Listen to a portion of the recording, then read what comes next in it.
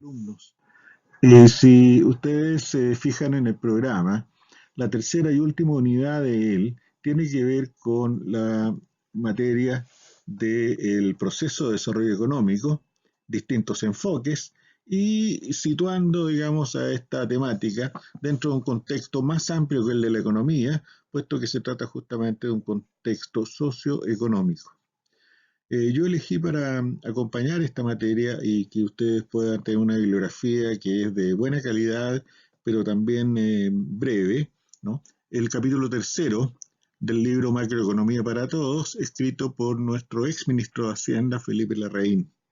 En este capítulo se pasará de revista entonces a los distintos factores principales de los cuales depende el proceso del desarrollo económico, sus resultados, los desafíos que esto implica y también, ¿verdad?, cuáles son los factores que para el caso nuestro podrían estar significando una cierta mayor dificultad para alcanzar niveles más altos de desarrollo.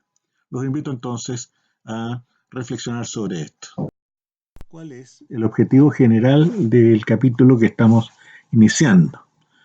Tal como lo colocamos en esta lámina, nuestro tema es acerca de cómo y por qué crecen los países.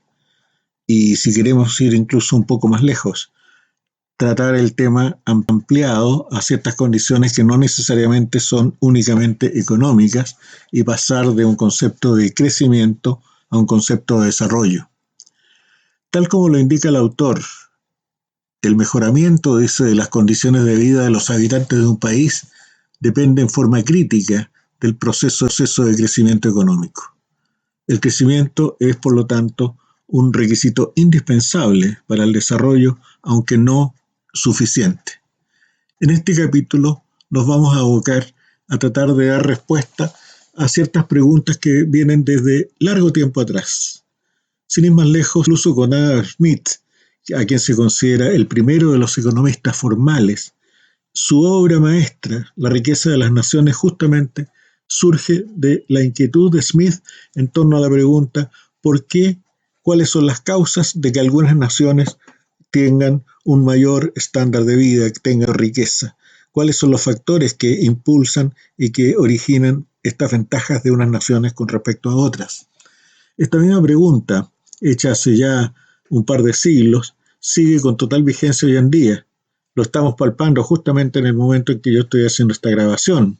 Esta pregunta, ¿no?, es totalmente relevante y creo que lo va a seguir siendo.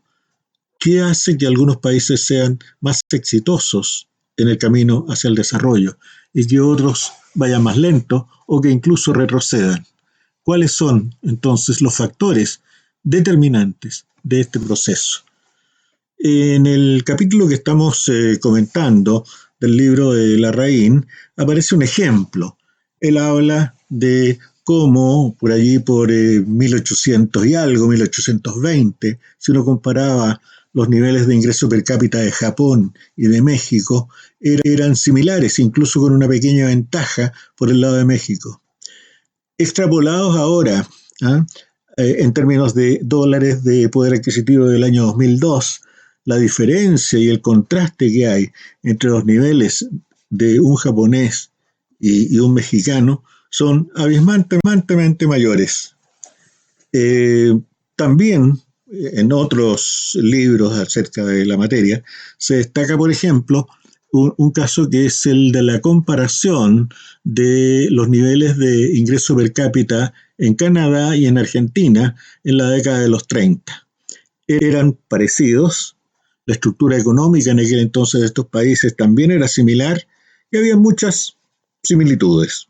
Sin embargo, llevados ya a épocas recientes, por ahí por el 2014, el 2015, Canadá aventaja en 3 veces, ¿no?, el ingreso per cápita de Argentina. Entonces, ¿verdad?, ¿cuál es aquel grupo de variables que en el camino han dejado tan atrás a unas naciones y han permitido, ¿no es cierto?, ganar las ventajas que hemos estado comentando?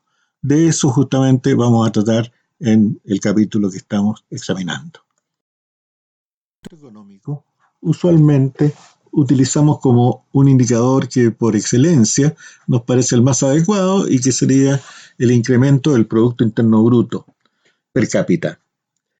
Podríamos discutir si este incremento lo tomamos en términos nominales o reales, siendo el segundo caso el más correcto, pero eso por el momento lo vamos a dejar como un detalle. Este crecimiento del Producto Interno Bruto no es parejo. A través del tiempo se manifiestan ciertas diferencias, a veces bastante significativas, entre las tasas trimestrales o entre las tasas anuales a las cuales va evolucionando el PIB en un periodo de tiempo más bien largo.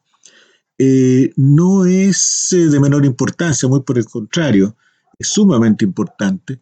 Diferencias que aparentemente nos parecen muy leves entre una tasa y otra, pero que en el largo plazo llegan a tener un impacto decisivo en las grandes disparidades que hay a nivel del crecimiento. A título de ejemplo, el autor nos plantea que si aplicáramos una tasa de crecimiento per cápita bastante baja, digamos un 1% anual, estaríamos esperando 70 años para llegar a duplicar el ingreso medio en una nación. Pero si ese crecimiento en vez del 1 fuera del 3%, solamente demoraríamos 23 años. Perdón que diga solamente, pero en todo caso es una diferencia importante. Y si la tasa llegara a un 7%, cuestión impensable hoy en día, al menos en nuestro caso, el ingreso se doblaría en una década. Para mayores detalles, les sugiero nuevamente navegar en la web, buscar algunos rankings de crecimiento y niveles de producto per cápita con paridad de poder adquisitivo en dólares para hacer más notoria esta diferencia entre las cifras. La forma de comportarse en el crecimiento, tomando plazos largos, podemos plantear que este proceso atraviesa por una serie de etapas que van cambiando totalmente la fisonomía de los países que crecen. En los primeros momentos del crecimiento, en términos relativos, el sector agrícola tiende a ser de una importancia relativamente alta. Sin embargo, en la medida que avanza el proceso de crecimiento, va perdiendo en términos relativos esta importancia, para ser sustituido más bien, en una etapa siguiente, por un crecimiento más acelerado del sector industrial, que tiene también un ritmo desigual a través del tiempo. Primeramente, aumenta rápido, luego alcanza algún punto de máximo y enseguida se estabiliza o incluso tiende a disminuir su participación como sector de desarrollo dinámico. Por el contrario, aparece entonces con una mayor importancia el sector de los servicios, que se incrementa de manera constante y aumenta, por lo tanto, la participación de este en la economía en la medida que los dos sectores que anteriormente nombrábamos menguando.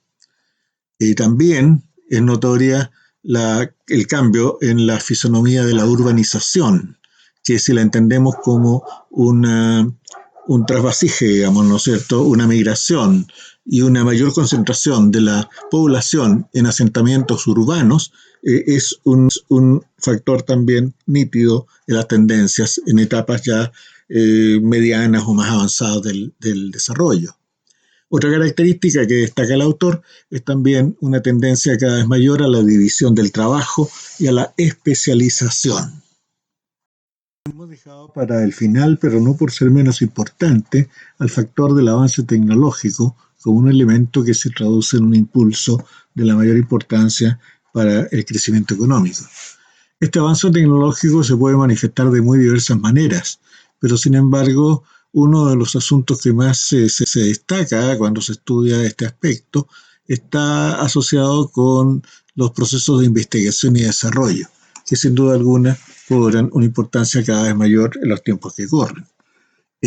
Hay que hacer notar de que una de las trabas para que haya una tasa de crecimiento mayor justamente reside en los recursos muy escasos que se están dedicando por parte de algunos países destinados a investigación y desarrollo. En el texto aparecen algunas cifras que dejan muy claro cómo en el caso de países de menor nivel de desarrollo, incluido el nuestro, los porcentajes del Producto Interno Bruto dedicados a investigación y desarrollo son muy pobres y esto sin duda alguna se convierte en una traba para tener ganancias de productividad importantes que impulsen a mayores tasas de crecimiento. Se ilustra un ejemplo numérico en el cual se pone de manifiesto cómo los factores que ya hemos nominado, vale decir, el crecimiento del capital y del factor trabajo, sumado a ellos la ganancia del factor tecnológico, pueden determinar las tasas que en definitiva tiene el crecimiento del PIB. Esto está explicado en mayor detalle, no vale la pena revisarlo acá, sino que más bien llamamos a poner atención en el cuadro 3.3 del texto y en la explicación que aparece con respecto a los números que allí se indican. A pesar de su importancia, los economistas no han podido encontrar una forma de excelencia para poder medir el impacto del progreso tecnológico. Han recurrido a un concepto que se suele denominar las ganancias en la productividad total de los factores. Es tan importante esto que también estamos dedicando una presentación y alguna bibliografía adicional para dar cuenta no solamente de este concepto, sino que también de alguna evidencia empírica para el caso chileno, la cual desgraciadamente no muestra justamente evidencias importantes en la productividad total de los factores. Pero volviendo al punto, lo que se hace es calcular este impacto, ¿no es cierto?, del progreso tecnológico como una diferencia no explicada entre, por un lado, el crecimiento que se observa del PIB en el largo plazo versus aquella parte que logra ser explicada por la acumulación de los factores productivos, capital y trabajo. Se le denomina, por tanto, que se trata de una variable residual, un residuo no explicado. Esto fue en principio investigado por quien ganó el Premio Nobel de Economía, Robert Solow, creador también del famoso modelo de crecimiento económico de Solow, y que ocupó evidencia empírica para un largo plazo en la economía de Estados Unidos, mediando entre los años 1909 y 1949, llegando a resultados que sorprendieron a los economistas, puesto que mostró en estas regresiones, ¿no?, que alrededor del 88% de la expansión o del crecimiento económico del PIB norteamericano correspondía al factor residual, vale decir, no estaba explicado por la acumulación de capital y trabajo, más bien entonces se asignaba, ¿no es cierto?, a lo que empezó a llamarse el factor del progreso técnico. En todos los estudios acerca de los factores del crecimiento económico se otorga una especial importancia a la inversión. Inversión que antiguamente estaba solamente asociada con capital físico, instalaciones, maquinarias, equipos, etc. Sin embargo, paulatinamente ha ido cobrando una mayor importancia y en el día de hoy, sin duda alguna, se le da una máxima prioridad, o debiera dársele una máxima prioridad, al concepto de inversión en capital humano. Vale decir, ¿no es cierto?, inversiones que tienen que ver con una mejora en la productividad del recurso humano a través de altos recursos dedicados a la educación, a la capacitación en el trabajo, etc. Se entiende de que esta inversión no solamente beneficia a la entidad que la realiza y que contrata a estos recursos humanos más calificados, sino que además, por esencia, tiene también externalidades positivas, de tal forma que sus efectos beneficiosos exceden a los que pueden ser captados y capturados por la empresa que contrata estos factores, y más bien se reconoce como un factor que en general afecta positivamente al crecimiento sectorial y nacional.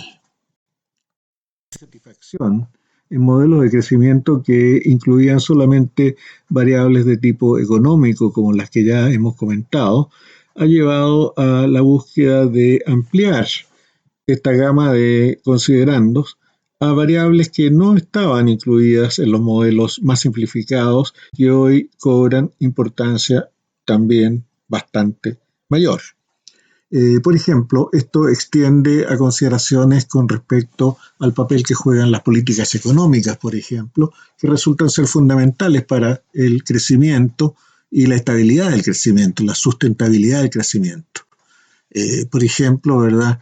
La apertura de la economía mediante políticas comerciales hacia una economía muy abierta, el poder fomentar, ¿no es cierto?, el comercio internacional y fomentar también un cambio en la estructura de ese comercio, tiene cada vez una importancia mayor.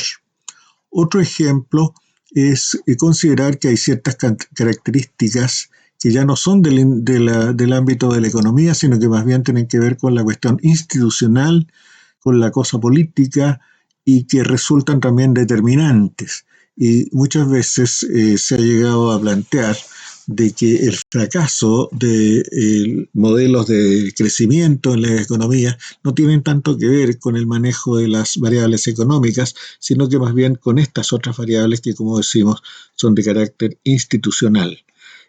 Por ejemplo, ha dado mucho que hablar y ojalá los alumnos pudieran al menos leer parte, ¿no?, del texto de un par de economistas del MIT que dice relación con una búsqueda de cuáles son las razones que hacen fracasar al crecimiento de la economía. Me refiero a el libro que lidera el autor Acemoglu del MIT, como digo, ¿no? Entonces, a esto, si agregamos otras características que son también estructurales, han ido enriqueciendo el modelo en una aproximación, ¿verdad?, a un fenómeno tan complejo como es lo que estamos hoy día entendiendo por no solamente el crecimiento, sino que el desarrollo económico.